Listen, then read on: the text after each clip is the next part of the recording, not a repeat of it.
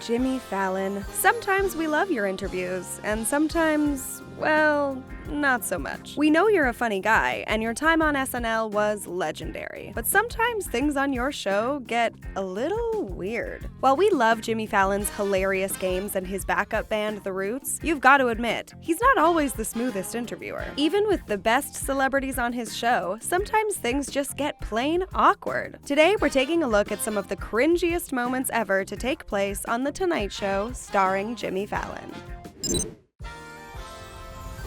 Look, Cardi B is a whole lot of energy. If this woman comes on your show, you've got to know how to play along because she is at 100% every day of her life. And she's hilarious. She'll never shy away from showing the world exactly who she is, and we love her for that. But when she went on Jimmy Fallon in 2017, it seemed pretty clear that Jimmy had no idea how to talk to her. But It was right after Bodak Yellow burst onto the music scene and Cardi took the world by storm. She appeared on Fallon's show in a bright green top with giant fur sleeves, and as soon as she started uttering her now trademark sounds,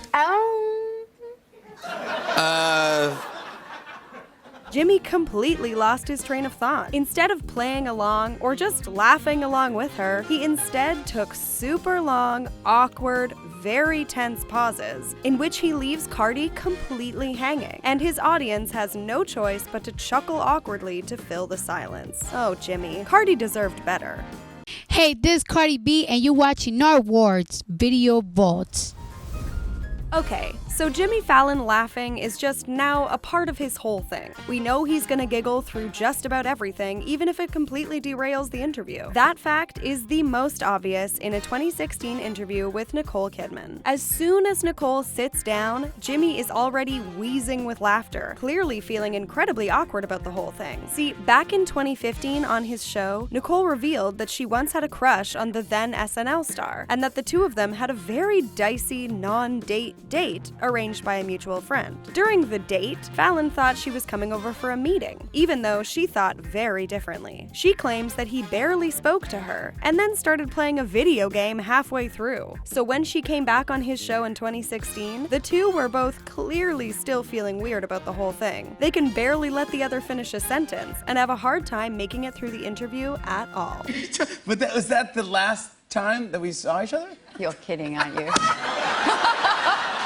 Part of the late-night host's job is to playfully make fun of their guest, the key word here being playfully. But when Blake Shelton came on the show in 2017, he had a bone to pick with Jimmy, who had spent the entire beginning of his show making fun of the country singer's album cover. As soon as he sits down, Shelton immediately calls out Fallon for roasting him. I also saw the sincere. 15-minute segment you did. Making fun of my damn album cover. I'm not making fun of it. Try to help me sell records for once. Instead of addressing it and getting on with the interview, Jimmy continues poking fun at Shelton's photo on the album cover, even when the singer clearly indicates that he's over the bit. When Jimmy starts imitating his accent, it's pretty obvious that Shelton is just barely keeping his cool, and that his smile is plastered on in order to cover up his real annoyance. Even the audience seems to be laughing in order to fill the silence in between jabs. While Shelton might be overreacting to some pretty gentle jokes, it's still up to the host to read the room and know when to stop, which Jimmy just can't seem to do. Sometimes it takes a colleague to really call you out on what you're doing, and that's exactly what John Oliver did when he appeared on the show in 2018. Oliver hosts the HBO show Last Week Tonight with John Oliver, and came on Fallon in order to promote his turn as Zazu in The Lion King. And yet, the entire interview turns into a big call-out of what Oliver refers to as Hollywood BS, especially when Jimmy decides to give Oliver a very weird half compliment. When talking about his late-night show, Jimmy tells John Oliver that his show has the best title of any show ever. Oliver immediately calls him out for damning him with faint praise.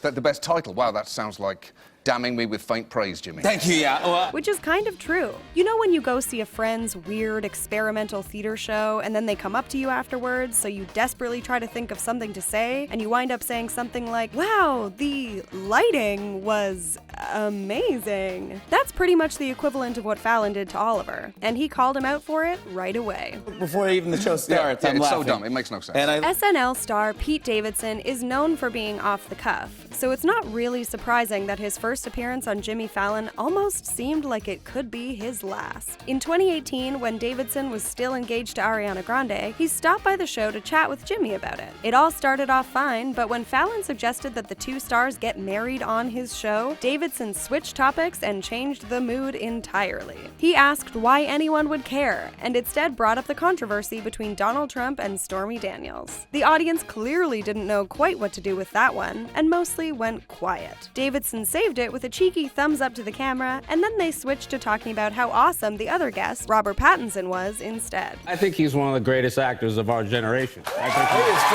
The awkwardness did not end there, though, as the conversation turned back to Davidson's Ariana Grande tattoo. Davidson used some pretty colorful language to express his shock that what he does ends up in the news. And when Jimmy reminded him that he can't swear on network TV, Davidson jokes that he'll just go to Seth Meyers' show instead. Can't say that word on television, yeah. Oh, hey man, you asked me to be on here. It must be a dream of any comedian to get to share a room with both Steve Martin and Martin Short. But that dream quickly turned into a bit of a nightmare when the two legends sat down on Jimmy Fallon's couch and immediately set about roasting him hard. You prove that tall, handsome white men can make it in show business. Yeah.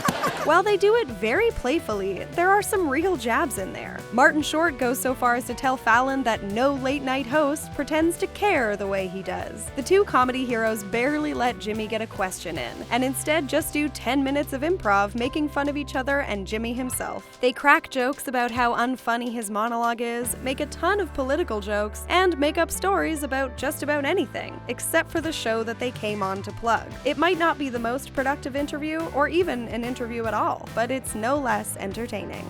Canadian heartthrob Shawn Mendes has graced the Jimmy Fallon show not once, but twice, and both have been pretty awkward. The first time in 2016 saw Shawn sitting in with the band for Jimmy's bit called #Fall Songs, in which Mendes sang tweets about fall to the tune of famous songs. The first one went okay, but when Jimmy gave him the wrong cue for the second song, Mendes wasn't afraid to call him out about it. He then made a joke about Jimmy being old. Instead of playing along, Fallon seemed to get confused by the remark and left Mendes hanging in the awkwardness, trying to cover up his first quip by claiming that Jimmy isn't old, Shawn is just very young, which, you know, is true.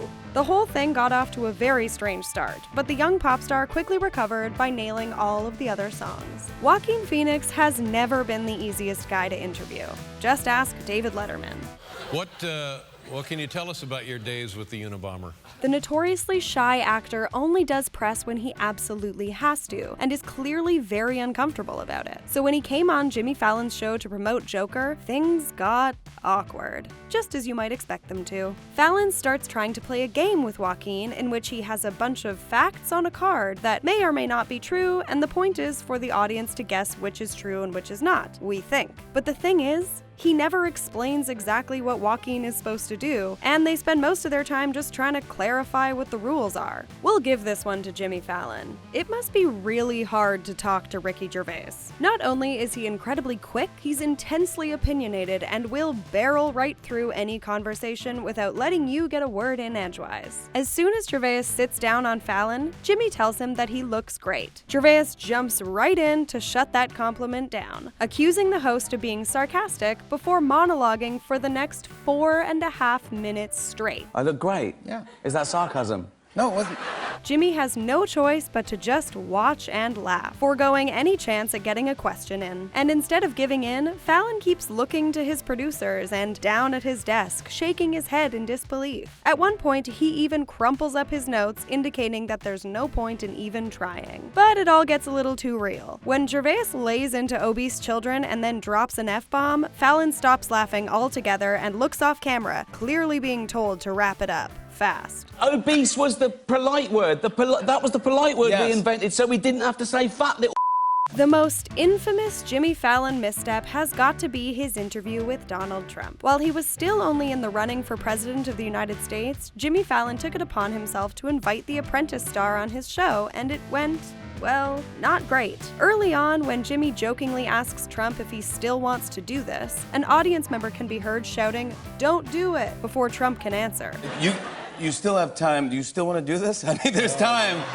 I mean, you Then came the moment that caused a huge media storm. In a move that he has since gone on to regret, Jimmy playfully ruffled Trump's hair at the very end of the interview. As the audience went wild, so did the media, and the moment would go down in history. Whew! Some of those were just painful. What did you think of this video? What was your favorite cringe-worthy moment? Is there a good one that we missed? Let us know down in the comments, and don't forget to hit that subscribe button to keep up with all of the latest videos from The Things.